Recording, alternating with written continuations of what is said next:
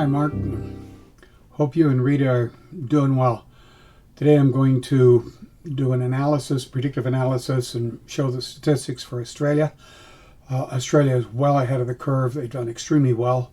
I think about another month and a bit of lockdown and quarantine, Australia will have killed this thing, and the virus will be extinct in all of Australia, I hope, if I'm right. And I think that's absolutely marvelous and actually incredible that Australia would do this. I'm going to move now to the data page. This is Statsfolio data. This is for Australia. This is called the daily cases graph. This graph is very, very misleading. A lot of countries have been caught out because you see this. It's very difficult to kill it near the end here. This peak here, which everyone thinks is the peak, is only about a quarter of the way through. That is actually the first inflection point. And because this is the number of cases every day, it keeps growing and growing. It's still growing for a long ways after this. So this is very deceptive. And this relying on this graph and thinking that this graph is telling you what's going on is killing a number of people. So we look on the right, this green part is the number of recovered cases. You still have active cases and a very small number of deaths. So your hospitals and your medical system is held fast, held strong during this. This is now more the graphs we should be looking at. I think that Australia should be looking at. These graphs, these are the confirmed cases. So you take your slope. This is the real graph to look at. The most important graph is actually this graph here, which is active cases, which goes up and then goes off. So your peak in you'll see that your peak in daily cases is only at this point. That's about a quarter of the way through. When you get the top, which is around 7th of April here, if we go up here to the 7th of April, we're around here somewhere. Okay, so the peak is long afterwards. So here's where the active cases start dying. As I've got things dinging in the background, but I'm going to ignore that. No, I'm not. I'm going to turn off no sound. Thank you, which I should have done before recording this. Okay, so we're now near the end, but you have this long tail. So now let's move to the analysis. And what I have for the analysis here, which shows on the right, this is the actual data of confirmed cases on the right. Now, Mark, you've seen me play around with computers before, but let's keep that under our hats. But nevertheless, I've seen that we've got, I predicted basically a little over 7,000. So the model tells us of total confirmed cases that by this time would be flattening out. We have it over here, but it took longer for it to start to grow because the sparse population is what I'm saying. Here it takes off because I've got a more densely spread out population, assuming that. But nevertheless, we're at just around 7,000. Active cases here, again, the peak is at a different point here than the peak here, but the number of cases actually ended up as just under 5,000. I've just got it just over 4,000, so we're fairly close, and this seems to have a long tail as it's predicting. You've got a long tail here, but more cases, so this is going to be stretched out a little more.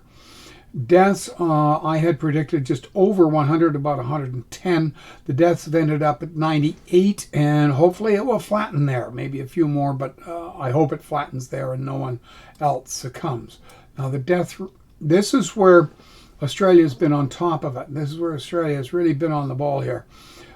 This graph in this area is basically shows how the growth rate has been dying. Now the growth rate on the data looks like this, but that's not really, I'm measuring the growth rate differently. It's the rate of growth is from logarithms and so forth. But we started out from doubling every day to practically being killed fairly quickly. And that is due to the cooperation of the people of Australia. And that number comes from a very important number here, which shows that Australia has gone from a growth rate at the beginning growth rate at the beginning was about 104%. So it would be growing, almost doubling every day, more than doubling every day. And Australia, by working together, by cooperating, has a very, very high education rate or cooperation number, which means that that number is being killed at practically 9% a day.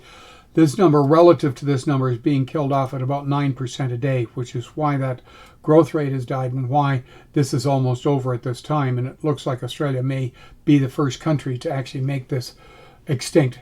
The initial date I've estimated at about the 1st of January. I don't know that. It's difficult to find the first date, the date of the first case. The first inflection rate, which I've shown is here, which is at the peak of it corresponds over and over with many countries, that the peak of the daily cases graph happens to be the first inflection point on the active cases graph, and that is I put in at March 28th. That predicts that the peak would be at the 6th of April. Is pretty well where it was. The crossover, that second inflection point, is April the 15th, which predicts the final date for Australia would be the 11th of June or 11th of July. 11th of June, I think it is. January, February, March, April, May, June. No, July. July 11th. About the middle of July, roughly month and a half for Australia, and the virus should be extinct, run out of hosts for in the entire country of Australia, including Tasmania. That virus should be totally and completely killed, which would be a truly remarkable achievement. So that's basically what I've predicted. I'm saying that you've got a go-home date at middle of July. Start taking a look at it. I would say near the 1st of July you should have 0 new cases at that time, and then all the active cases have to go, because the data that we have comes from hospital data and medical data that's been reported.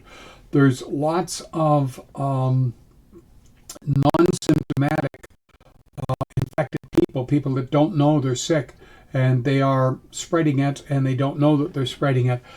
But it takes a while for that to die out, which it will. I've estimated about 14 days, and actually the data shows it takes 20 days from a new case on average for a global average to finally be resolved.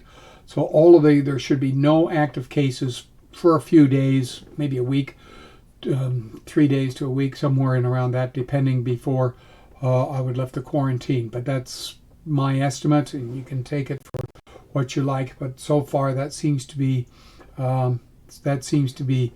proving itself true throughout the world from all the data that I'm seeing. Anyway, I hope all my best to you and Rita. Please stay safe.